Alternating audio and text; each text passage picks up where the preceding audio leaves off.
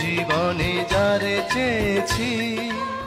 জীবনের শেষ সময়ে পালক বাবার পাশে না থাকায় স্ত্রী মডেল রিয়ামণিকে জীবন থেকে বয়কট ঘোষণা করে দিয়েছেন কন্টেন্ট ক্রিয়েটর আশরাফুল হোসেন আলম ওরফে হিরো আলম।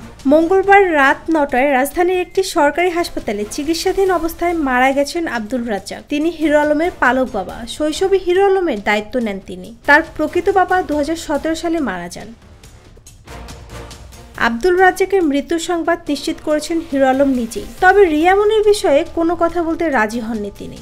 আলম বলেন, এই মুহূর্তে কোনো কথা বলতে চাই না, যা বলার আমি ফেসবুকে বলে দিয়েছি। সবাই আমার বাবার আত্মার শান্তির জন্য দোয়া করবেন।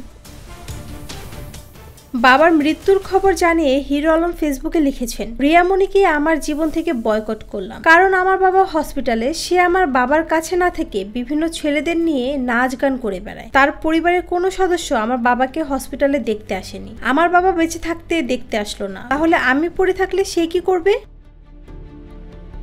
হিরো আলম আরও উল্লেখ করেন, রিয়ামণি মায়ামণি ঢাকা শহরে বিভিন্ন বারের ডান্সার। সেখান থেকে আমি তাদের একটা ভালো পথে আনার চেষ্টা করেছিলাম। ছেড়ে দেওয়া গরু কোনোদিন ঘরে বন্দি রাখা যায় না। খুব শীঘ্রই মায়ামণি রিয়া যে কত খারাপ তা আপনারা বুঝতে পারবেন।